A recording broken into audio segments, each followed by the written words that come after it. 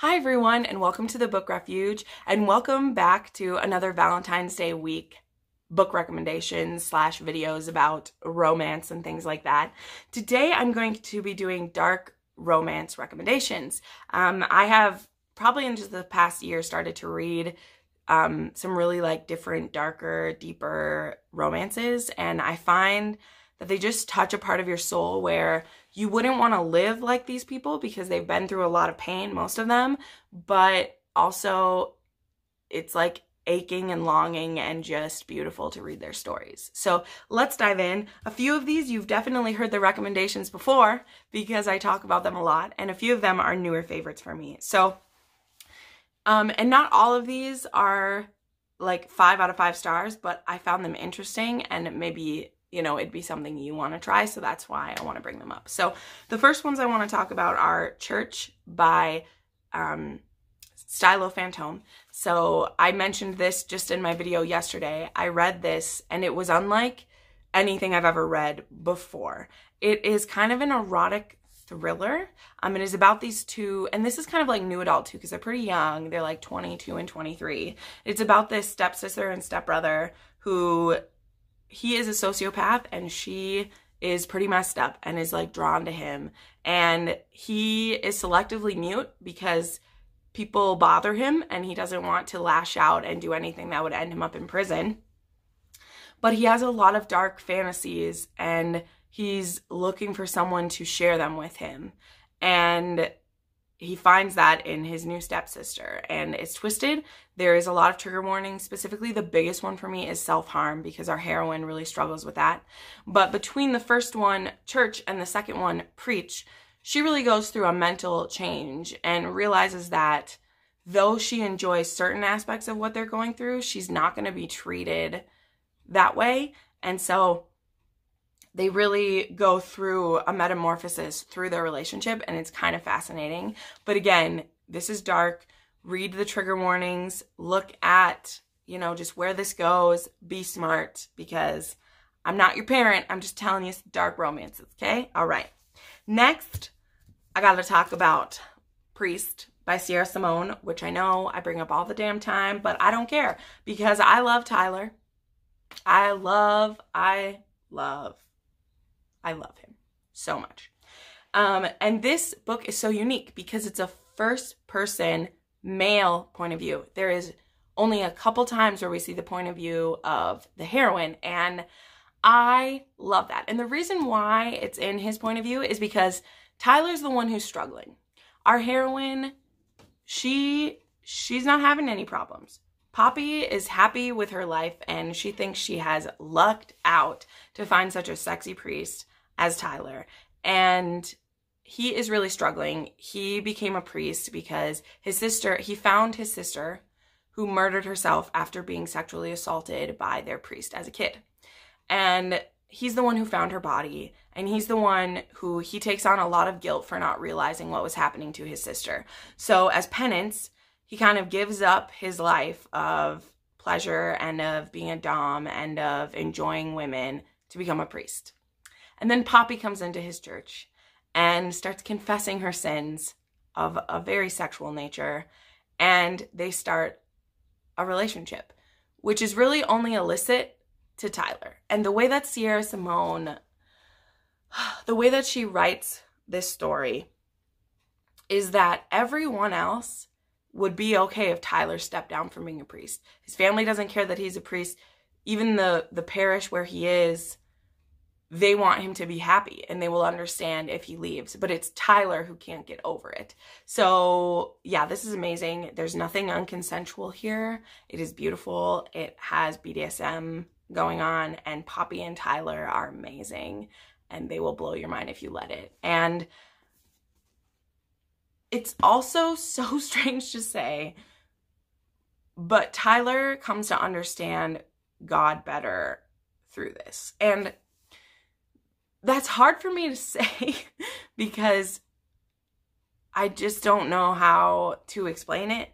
But he comes to realize that God isn't asking him to punish himself. He's doing that to himself. And if he will just let go and let God, things will be easier for him, but Tyler wants to punish himself. So for someone who's a dom who likes to punish other people, he's punishing himself a lot, and it's interesting. But gotta talk about Priest. It's amazing. Next, I need to talk about The Italian by Il Swan. This is available, I think this is in Kindle Unlimited, but I bought a copy of it because I loved it.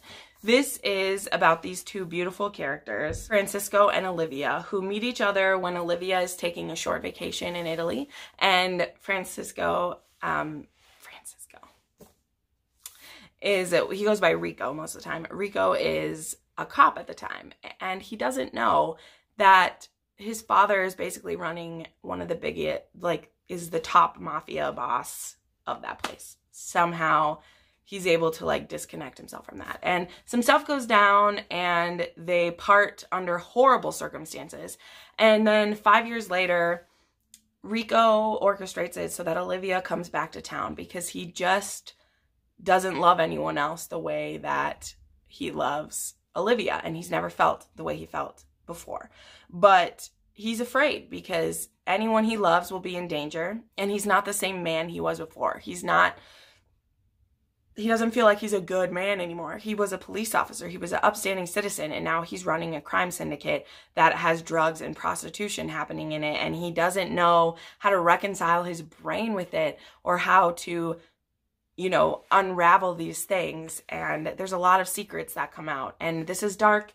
They're a little bit, I wouldn't quite call this BDSM, but there is a lot of butting heads and that sexy tension that I really love in a story. And it is very dark because there is a criminal underbelly. There is crazy things happening, but I love it so much. And there's supposed to be not a sequel, but a companion to this story. And I want it. And she's not getting to it fast enough.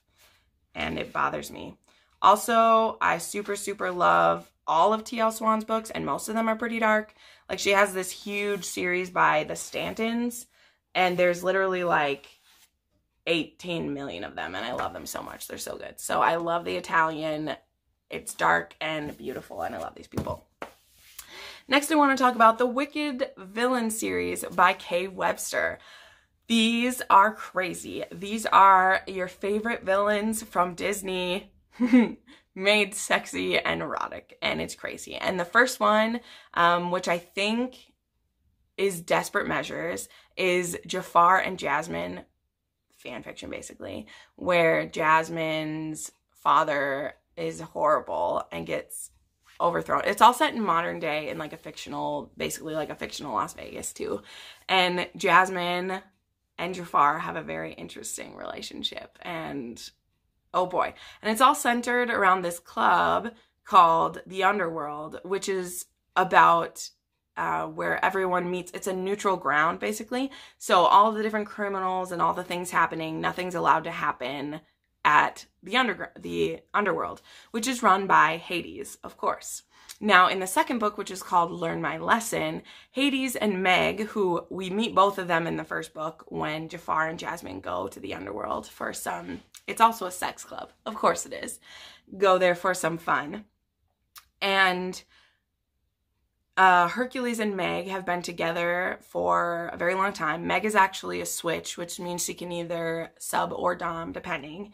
And he brings her out to dinner and actually gives her a present of letting her sleep with this man named Hercules, who Hercules likes to be a hero, and he thinks that he is saving Meg from Hercules by selling himself as a sex slave to Hades, so that he will let Meg go. Not realizing that Meg and Hades have been together for a very long time, and Meg doesn't want to leave, but she also is drawn to Hercules, and they all kind of end up in an MMF menage together, and they all end up loving each other. However, what Hercules didn't know is that Hades kind of course, manipulated so that Meg would meet him because he's trying to get back at his brother Zeus. But they're not really brothers because Hercules isn't really his nephew, but it's a whole thing. But man, these are these are sexy books. So it's great. And the next one coming out, I think, is supposed to be Hook and Tinkerbell. And then there's supposed to be a Gaston one. And I just can't handle it. And she does actually like a really good job writing them. Like they're not just throwaway books. And that's why they like take a while to come out. But ooh, they are so juicy and they're amazing. And I've reread them each like 3 times probably because they're just so weird. And then finally, the last 2 books I want to talk about, which are, these ones are tough, guys. This one is tough. But this is Dark Romances, and I really, really do love these books. It's just hard to explain them, but it's okay. I can do it. Here we go.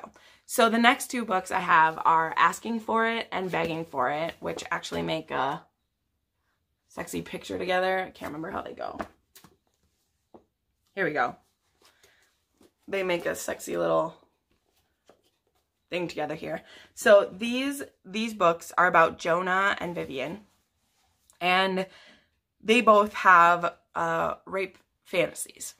And for Vivian, it's because she was raped by her brother-in-law when she was 15, and nobody believed her. And now she can't find sexual satisfaction without some form, whether it is imagining being held down or actually being held down. And her ex-boyfriend at a party, when he's very drunk, blurts out what her secret is. And it's very embarrassing. And she's trying to like just brush it off. And people are like, oh, people enjoy different things in bed. And nobody really takes it seriously, except for Jonah, who is a professor at she is a graduate student there. So she's 25 and he's like 28. This isn't an age gap one. But Jonah overhears. And that's something that he's interested in, is being the false rapist. So not really, but in this scenario, which I know you're immediately like, who's this twisted person? Because that's messed up that he would want to do that. But is it more messed up than someone who wants it done to them? Who knows? So Vivian isn't stupid and she's not ruled by her desires. So she's like, you're crazy. You are saying you want to rape me. And he's like, no, I'm not. I'm saying I want to have consensual sex with you in this scenario. And so she does her due diligence. Before she goes to meet him, she sets up like a time bomb email that if she doesn't come home in time, she can, like, people will know that something happened to her. She does all the smart things. And they end up in this relationship where that is kind of what their kink is. However, Vivian needs this more than Jonah does. And so Jonah's working through some things too. And I also love this because our main character, she's in therapy. Like, this isn't just someone who is like, she sees a therapist weekly, talks through her trauma, talks through her relationship with Jonah. Her therapist is a good therapist who is warning her how dangerous this is and like what they're doing and stuff like that. And it felt so safe. And these 2 characters, as they come to love each other, really have to work through why this is their desires and where it comes from and what it means, and if they want that to be their future or if they want to try to work things through differently. And it was so, so good. So I know that sounds strange. I actually had heard about this book like 4 different times and I just couldn't. I was just like, no, I just can't go to this place. But these were like legit ones who were actually, you know, this is published. It has trigger warnings on it, which is amazing, right? Because books like didn't do that. Like, that's one of the things we always say is like books not having good trigger warnings. And apparently it takes it actually like being false rape before they'll do that. Like, they don't do it for cutting or for anything else. But as someone who, I haven't been treated this way, this isn't a trauma that I have. I can't tell you if it's like accurate, the thoughts that are in Vivian's head, but I really, really liked this story. And I think it helps because, of course, it's told from her point of view. So she is rationalizing and explaining everything she's feeling to her best ability. So there's that as well. But I really like these. I really love these characters. Like, I ache for them. And the resolution is that there is no resolution yet. Like, these stories leave us with them still trying to figure it out.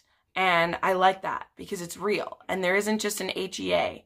There's the possibility for an HEA, but it's not a snap of a finger, we fixed it, we don't need this fantasy anymore. It's painful and it's real. And that's what makes it dark, but healing. Like, there's healing happening. And the author, it's amazing. I wish I knew who this was because obviously, you know, she doesn't, like, I know she's an author of other books and I like wish I know who she was because I want to read other things she's written too. But I love these books. You should give them a try. So those are my recommendations for some dark romances. I hope you'll give them a try if you're interested. I really, really love all of these ones. And I didn't, well, church, not my favoriteest thing, but it was fascinating. And it taught me like how far I'm willing to go for some of these. So that's a good thing, right? But anyway, there's more Valentine's week content coming. So make sure you subscribe and hit that bell so you're notified when it comes. Thanks so much for watching. Have a great day. Bye.